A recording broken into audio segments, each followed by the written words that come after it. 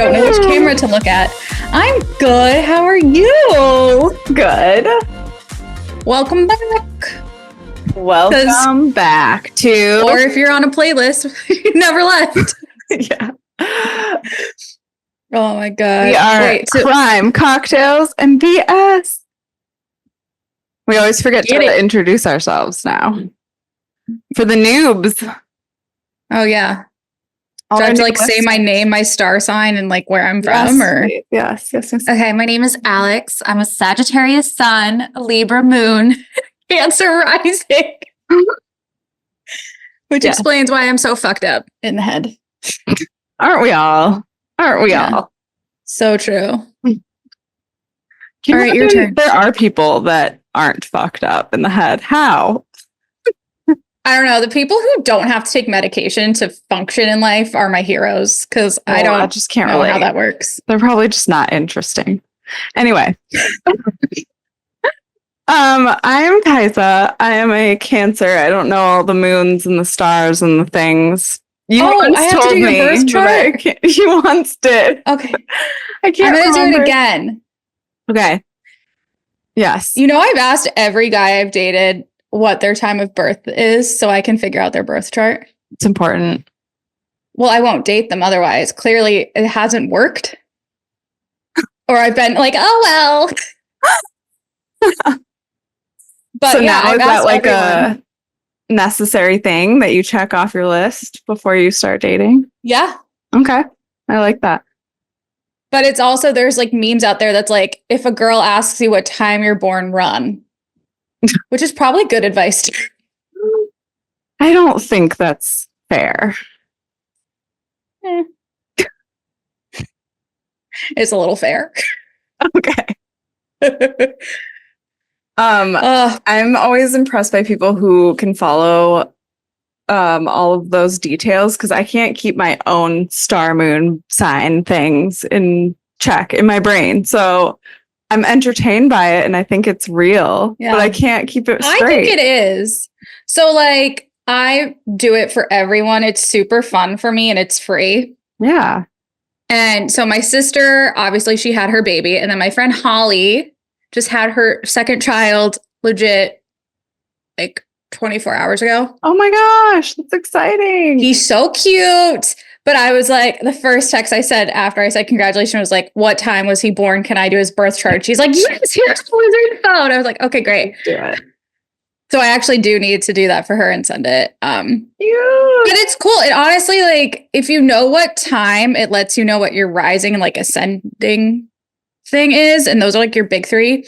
But your Venus tells you about your love languages and how your love life is and all that kind of stuff. And all the planets rule something, and then there's all these houses. So you kind of learn, my mom gave it to me and my sister 10 years ago as a present.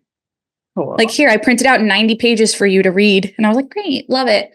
But it's creepy, some of the stuff that you read. It's eerily accurate. Details. Yeah. Yeah. I mean, I also a person who believes in Mercury retrograde. Yeah. And we were just talking about Pluto in Capricorn, the Pluto thing. Yes. With all the cardinal signs. And it's coming out of a 15, 16 year, essentially death period. Yay. Of just total shit, which you as a Cancer, and I have Cancer and Libra in my big three, we're coming out of this cycle. I feel it. Well, it'll be November. So right now, okay. Well, Pluto is sitting in Capricorn and Pluto hates Capricorn. Yes. So this is the last push to end cycles, get ready to start new beginnings. And essentially all the people in these cardinal signs will be entering their villain era to be oh, look, I'm done being punished. Now I get to be the shit. I know what's coming. It's coming, people. It's coming. Everyone that's wronged us. It's happening. But anyway, what a show today. We're covering so many topics. Yes. I can't even focus on just one. That's how many. There's three. We're doing three. When do we ever do three? Never. Except when we go off topic. But since the drink is coagulating, Let's dive into Kais's cocktail corner. Okay, yes, this drink started beautifully, but then it kind of like mixed. It still looks nice.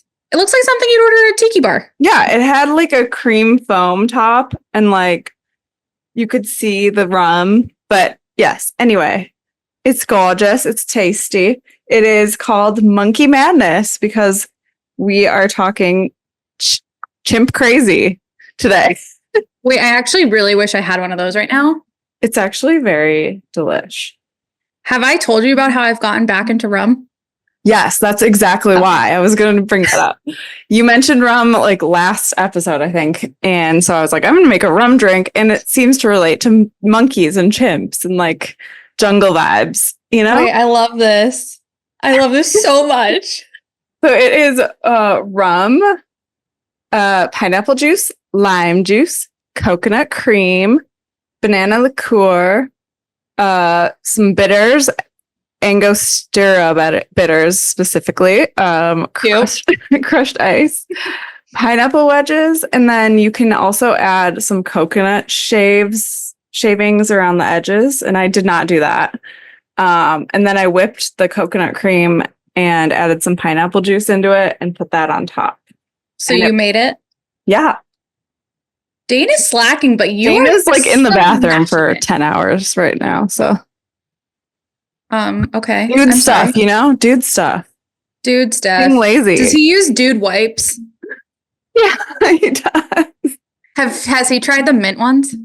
Oh, I don't know. That seems like it would be weird and tingly. And no, it's pretty great. Okay. We have bidets, so it's yeah. I didn't realize I was talking to fancy people.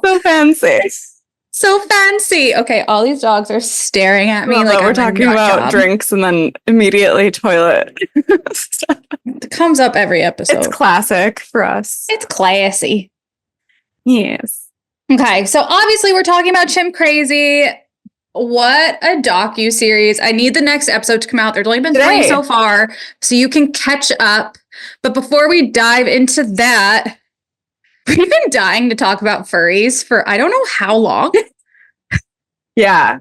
It's a very interesting topic. There are like Law and Order episodes and CSI episodes about furries. Do you remember those? Like when I was a kid, I was like, what is that?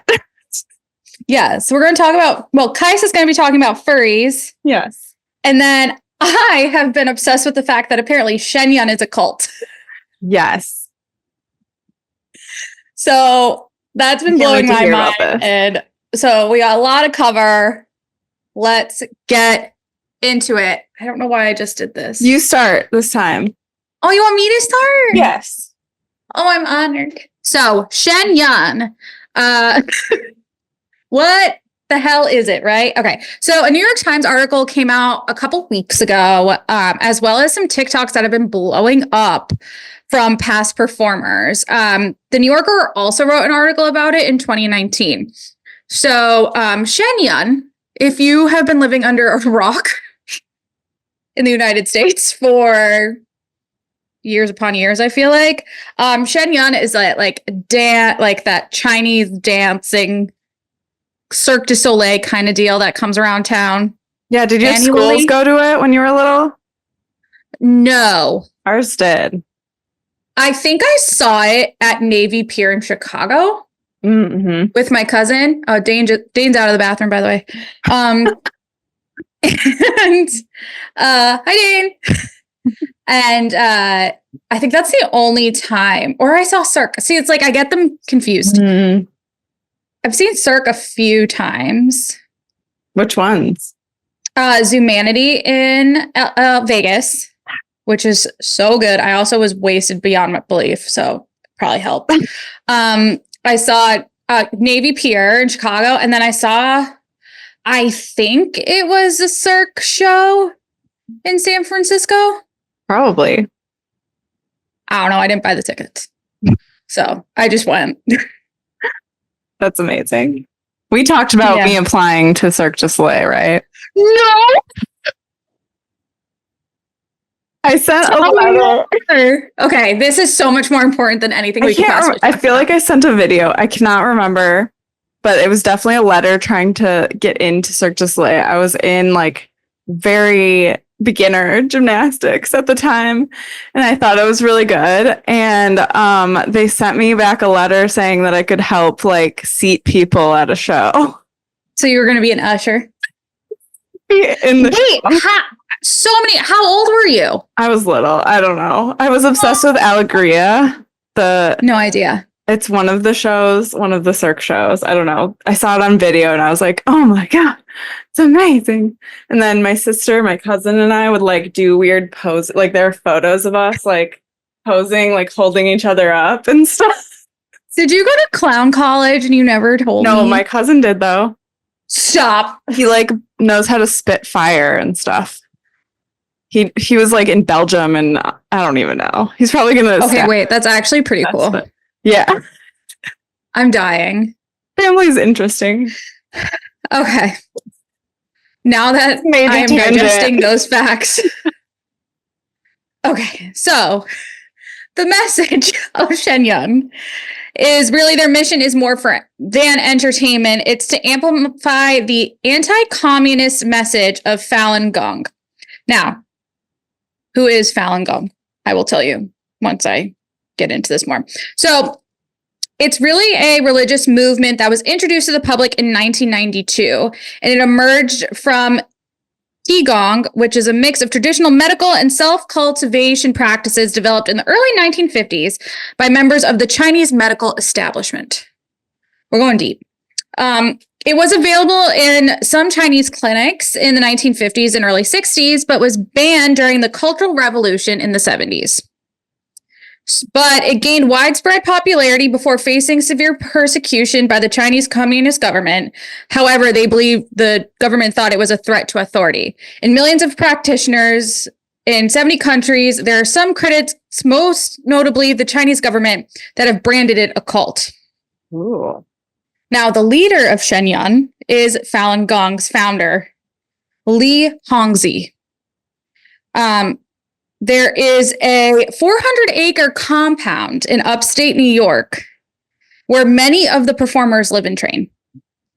And while it may look beautiful on stage, off stage, the performers have paid a price in untreated injuries and emotional abuse. So the New York Times did an investigation, which so many members were terrified to be quoted using their real names because they were fearful of retaliation and harassment from other Falun Gong practitioners. The New York Times found that Shen Yun routinely discouraged them from seeking medical care and demanded obedience to rigid schedules. They interviewed 25 former Shen Yun performers and instructors and reviewed hundreds of pages of records. So they found that there was such a controlling atmosphere and that the young student performers were subject to a long list of rules. Does this sound like anything familiar to you?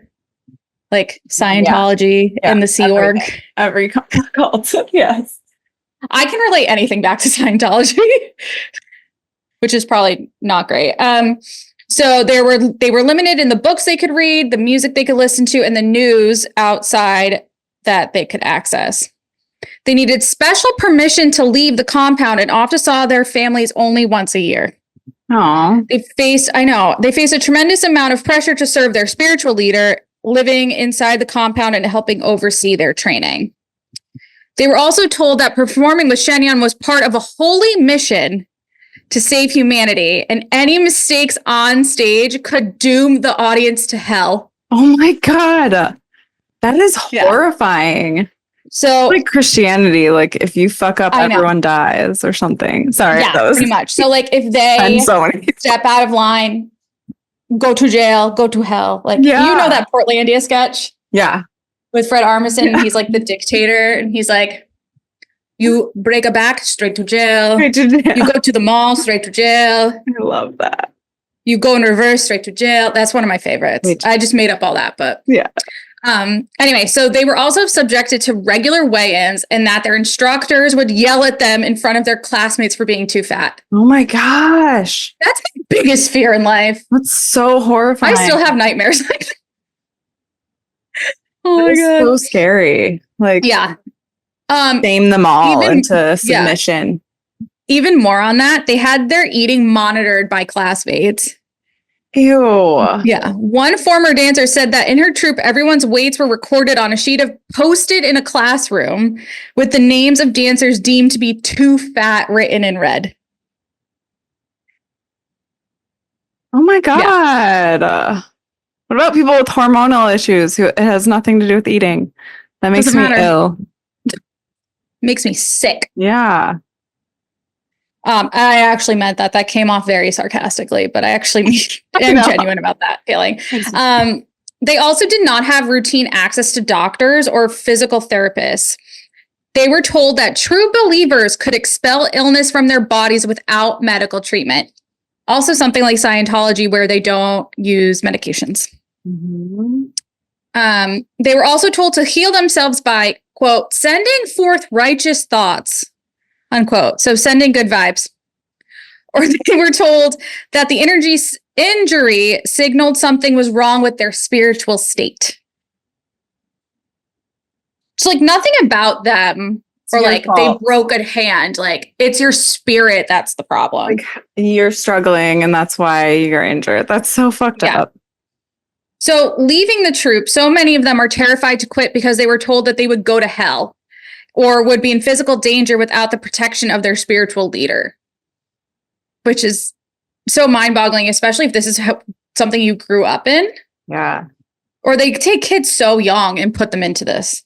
So that's all they know. So they're terrified to leave. Yeah. They were also told that they would have to repay the cost of the full scholarships they had received from their schooling, up to hundreds of thousands of dollars. Oh my gosh. So that's also very Scientology where they like tell you you're working for the org, you're doing everything for them, but you're paying them back because you need to keep fulfilling your spiritual side, but you have to pay for it.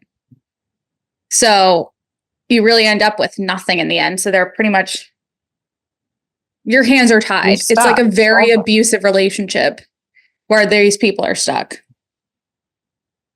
So yeah, now Shen Yun's pretty much on blast again for all of this. And I guess we'll see what happens. I mean, I'm curious if I will, because I always remember seeing it when I was a kid, the Shen Yun billboards.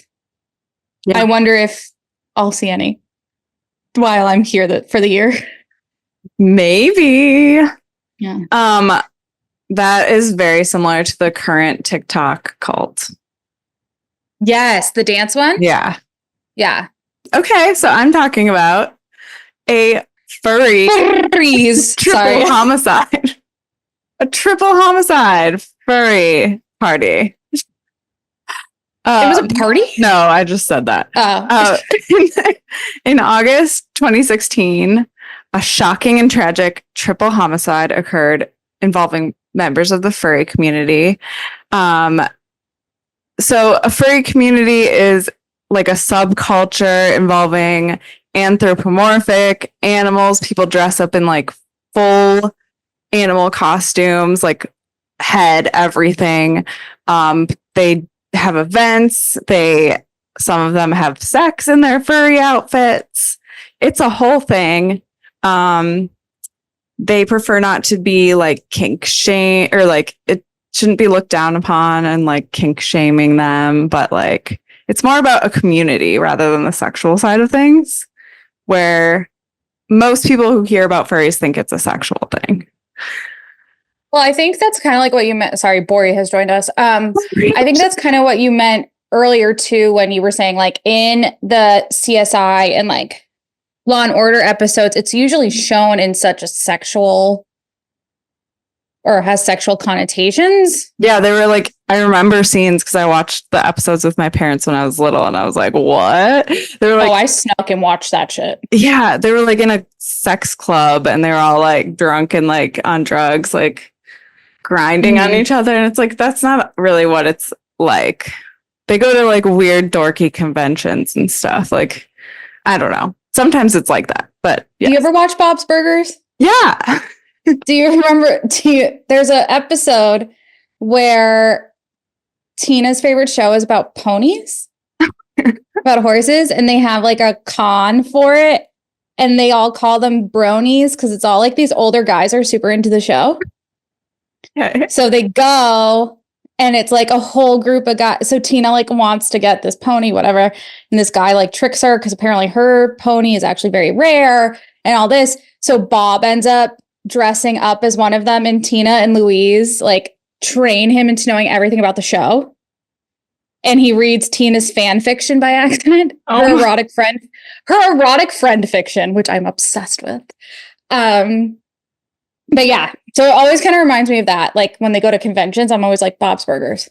I need to rewatch that show. It's so good. All right. Also, Bori's like climbing me. He's so skinny without his fur. You know, He's a little baby. Okay, continue on. So, the murders occurred on August 12th, 2016 in the city of Redding, California. I actually know a couple of people from Redding. It's like very beautiful mountain. I think I drove through it. I don't know. Continue. Anyway, I know a couple of people from there. It's a very small community. Like everyone knows everyone, and there isn't much going on. So interesting that there are furries there. The victims were Michael or Mikey M, also known as Michael R, Mikey L. Okay. A 27-year-old. Wait, that's all one guy? He had a lot of nicknames. But why is it all nicknames with initials? No. Sorry, I understand he died. I don't have more on that. But yeah. He was a 27-year-old who was a prominent member of the furry community. Angelo Angel Williams. I think Mikey was his furry name, Angel was her furry name, and then Cheetah was the next guy's furry name. So, okay, so I understand Cheetah. Yeah. Cheetah or Cheeto? Cheetah. Okay. I understand Cheetah. I understand Cheeto too. I understand Cheetah. Don't totally understand Angel. I don't understand Mikey. Yeah, I don't know either. So choices. Angel was a 32-year-old who was an active participant and went to a lot of the events in the community. Justin Cheetah Williams. I would have thought that would have been like a woman for some reason. Cheetah seems. Whatever. Yeah, for real. Angela's 25-year-old brother, who was also involved with the furry community. So the victims were discovered in their home with multiple stab wounds, and the crime scene suggests a violent and personal attack. So it was very like passionate. The whole community found out about it right away, and they were all shocked. And because this town is so small, like it spread really quickly.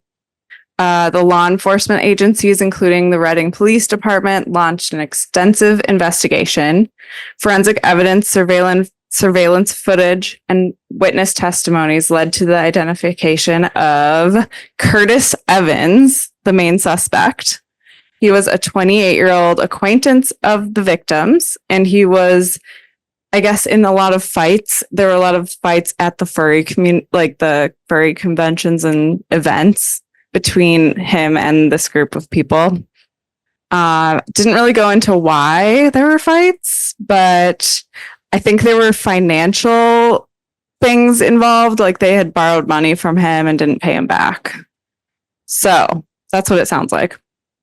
This is all very intriguing. Maybe they need to borrow money for their furry costumes because those are like thousands of dollars. Expensive. Yeah, it's crazy.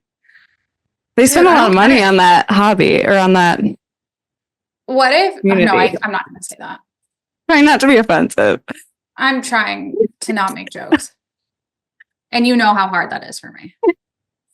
Because how do I cope with things? I know. I just laugh. I just giggle all day. Curtis Evans was charged with 3 counts of first-degree murder. The trial began in 2017 and was very closely followed by the media.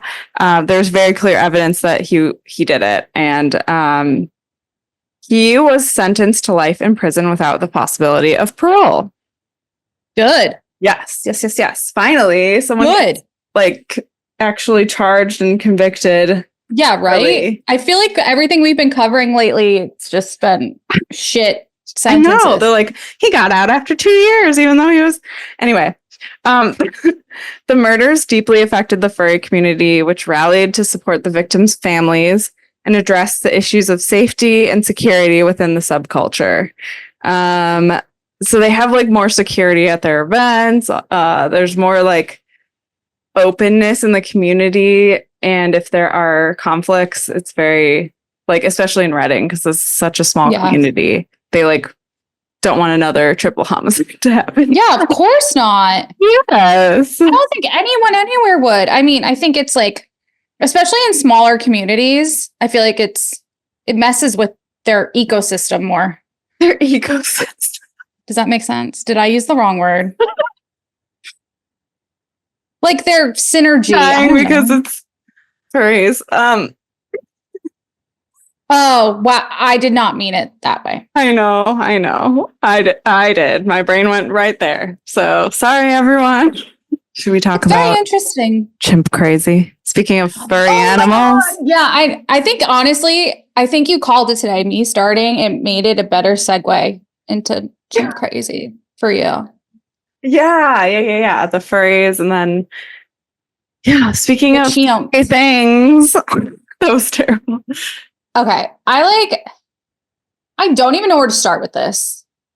Well, okay, when we first started watching it, I've been putting off watching it because my sister and I were texting about it and we're like, I'm going to cry. Like I cried all through Tiger King, even though it was like wonderfully done. Like it was so good. Dude, I was obsessed with Tiger King. It just makes me sad seeing animals being trapped in tiny little cages and like killed. Yeah. Anyway, when I started watching, I was like, oh gosh, this woman is like an icon. Okay, so the woman's name is Tanya Haddox. And I have to remind myself that it's not Ariana Maddox. Yeah. But like Tanya is she's like this crazy, like she's like Glinda the Good Witch, but all pink and fake nails and wigs, and she goes tanning 3 times a week. She calls herself, what did she call herself? Like Barbie of... No, oh my gosh. It's gonna drive me nuts. Hold on. Look it up. But they're in Missouri. Like, and it's the same producers and documentarians that's the right word, right? Yeah. Yeah, cool. Documentarians as Tiger King. Because I remember the first thing I texted you as I started watching it, I was like, is this the same people as Tiger King? It is. And it's so crazy town. But I think this is more insane than Tiger King. Yeah, it is because of how much is shown. It's really crazy. Oh my God. I'm like, I cannot find it. I think the best Southern pop star with the, what? Oh my gosh. Dolly Parton of the Chimp. Oh yes. Dolly Parton of the Chimp world, right? Yes. That's what she calls herself. She is crazy. She has like lip injections. She has plastic surgery. Her hair is absurd. But she gets her lips done when she gets her nails done? Did you notice that? While in a vibrating chair. Yeah, she's wild. She is wild. She used to be a nurse. There was some like, I think they maybe haven't talked about it yet, but wasn't there like a child that died or something that she had? Because there's some abandonment situation where she has to be a caretaker all the time. Like she is trying to take care of all these chimp babies. Yeah, so that happened, and then she entered she started fostering kids. She fostered her daughter that she later adopted, who has fetal alcohol syndrome. Yeah, fetal alcohol syndrome. Yeah. Right. And then she got pregnant and had her son, who's still alive and well. But like they left the net, or at least her son left the nest. She felt like she didn't have anyone to take care of. I feel like there's some other trauma that we don't know about yet. No, I think she had a child and it died. Okay. Yeah, but it's like how she takes care of the animals as if like someone was like, they're toddlers forever. Like they don't grow up. Yeah. So it's like, they'll always need you. Yeah. Do you remember the scene with the son where he was like, yeah, she literally says she loves them more than her kids. And that's like, she openly like, said it in the fine. first episode. Yeah. I couldn't believe it. I was like, on the news. Yeah. So yeah, it follows this woman, Tanya, who started volunteering at this woman, Connie. I don't remember her last name. Neither. I know it's not Connie Francis because that was a movie star in the 50s. She was like an iconic chimp collector / rescuer. Yeah. And so Tanya started volunteering there, and there's this chimp named Tonka, who really this documentary really follows, is like what happened to Tonka, because PETA gets involved. They go and they go to like help get these chimps out and take them to a sanctuary, and there's 7, but they only find six, and Tonka has disappeared. But you need to watch the documentary to know like what happened with him. Yeah, I don't want to give anything away. Yeah, that's all I'm going. Alan Cumming is in it. So Alan Cumming was in a bunch of movies with Tonka. So he got to know Tonka over the years, and like when he was little, and felt like he had a special bond with him. And then Tanya kind of makes it seem like he didn't care about the chimp until PETA got involved and paid him. So there's like some controversy there, but Tanya also seems like the type of person who thinks that she's the only one who can do what she does. Yeah, she doesn't trust anyone else to take care of those chimps. She's like, even experts who have dealt with chimps their whole entire lives. Like, and then it's so interesting and fascinating too how they go into like these other stories about chimps being or with humans who are trying to domesticate them in a sense, and things that have gone wrong. They're too smart and they're too strong for people to have just casually around their house like a dog. Like, they need more space. They are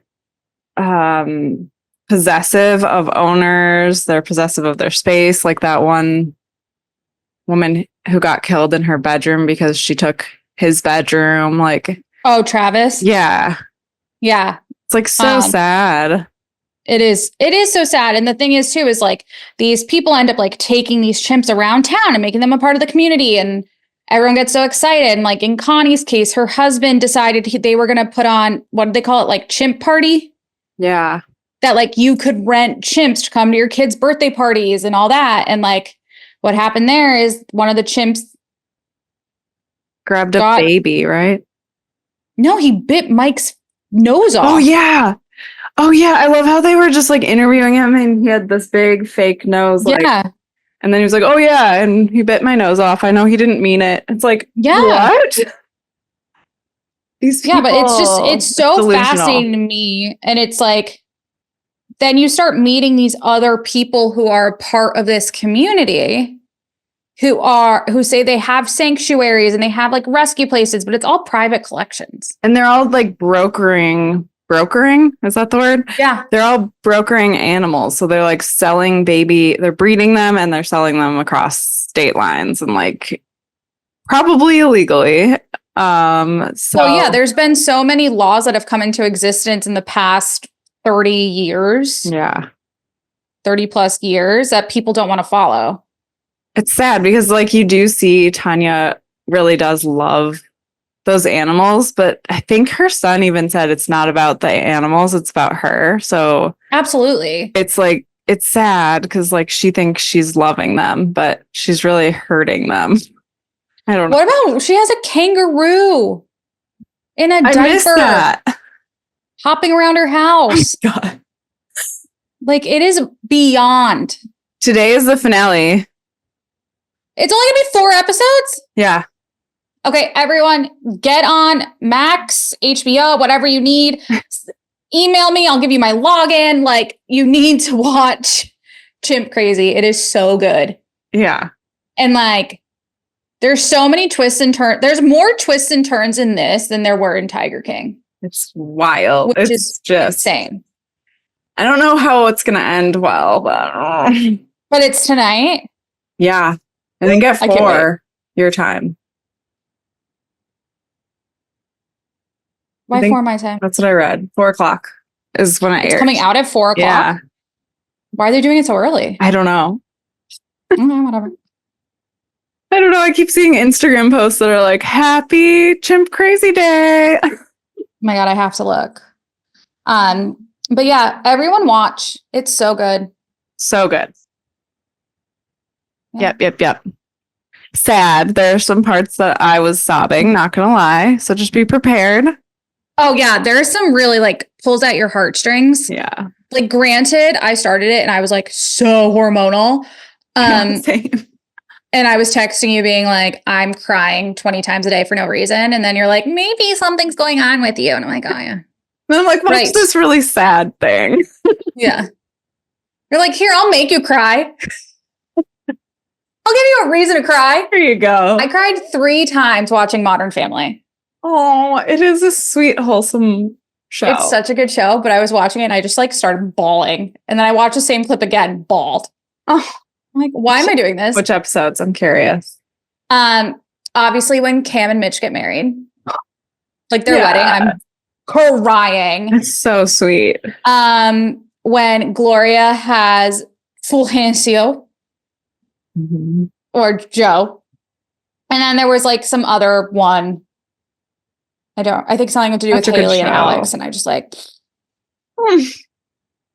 Get it out. Get it out. Oh, I cried a lot last weekend. I was texting you. Yes. Being like, hey, you said you wanted to hear about me crying. Here you go. Here's a list. I love when you text me about it. I mean, I don't want you to be crying all the time, but you love it. You love it. You love that I have feelings now. Thanks, therapy. Yes, it's good to get it out.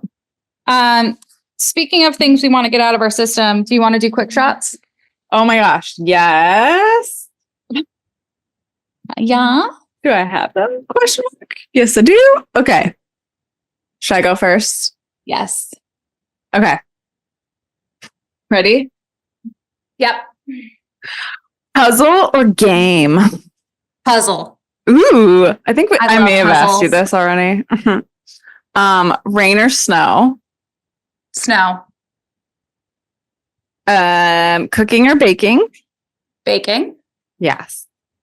Art museum or history museum? History museum.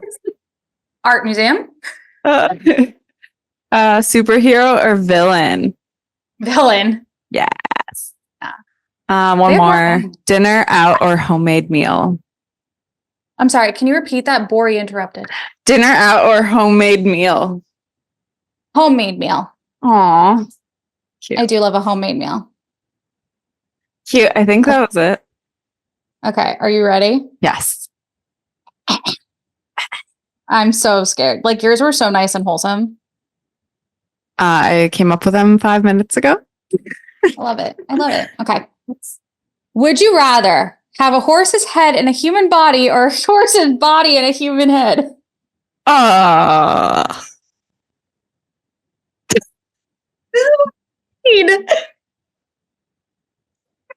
human with a horse head, I guess. I don't know. Okay.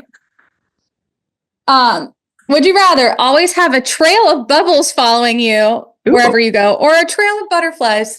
Oh, butterflies. Wait, bubbles. Bubbles. They're way more fun. Would you rather have a personal library filled with every book ever written, or a personal art studio with every art supply imaginable? Ooh, art studio. Yeah, I knew that was you. The other one was me. Yes. Would you rather have a personal butler who can predict your every need, or a personal DJ who plays your favorite songs wherever you go? Butler. I think, yeah.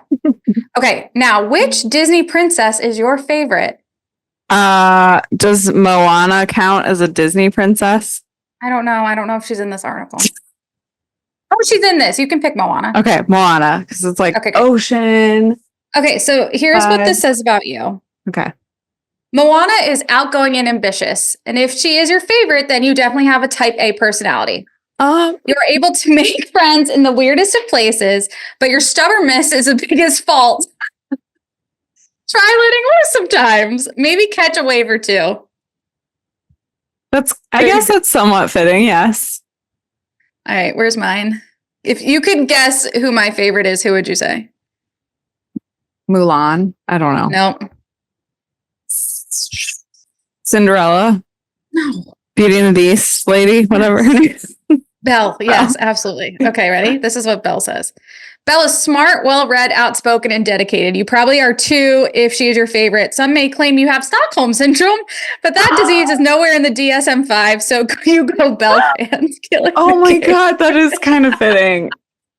No the books shit. are really, the books I should have known based off of the reading part of it. And just like the very confident, direct way about her. And Very the Stockholm you. Syndrome part. Very you. The Stockholm Syndrome, maybe dating douchebags. I can change him. I can change him from a literal monster to a prince. Yeah. Oh God. It's changing. The crying is helping. Thank you. I'm here to support you. Stockholm Syndrome. Yeah, seriously. She like gets in there. He gives her a library and she's like, okay. Yeah, you're trapped in here. And the songs are bangers though. They are. I put that on in my car. I belt that shit out. They're really good songs. They are really good songs. Yes, yes, yes. Oh, well, Bori is growling. I guess that means time is up. Time is up. It's about to be 100 degrees here. 105 today, guys. Ugh. It's going to be a nice, I don't even want to tell you. 75. 70. Oh, that's perfect. Enjoy. It's so nice out. Enjoy it. And you're golfing. Sorry. Yes, of course I am. Hey. Enjoy. Thank you. And well, guys, wherever you are, we hope you're enjoying yourselves. Yeah, follow us, share our posts on Instagram, TikTok, YouTube. I think I muted myself. Don't forget to like, subscribe, comment, rate, review, share with your friends, guys. Yeah. We love you guys. Furry. He's losing his goddamn mind. I love him. You have hydrocodone and CBD in your system. You need to calm down. Hydrocodone? Yeah. Wow. Listen, we got to do what we got to do for our pets. We do. Sure do. So go like us. Go do all the things. Go take care of your pets. Stay cool. Love you. I'll see you next time. Love you.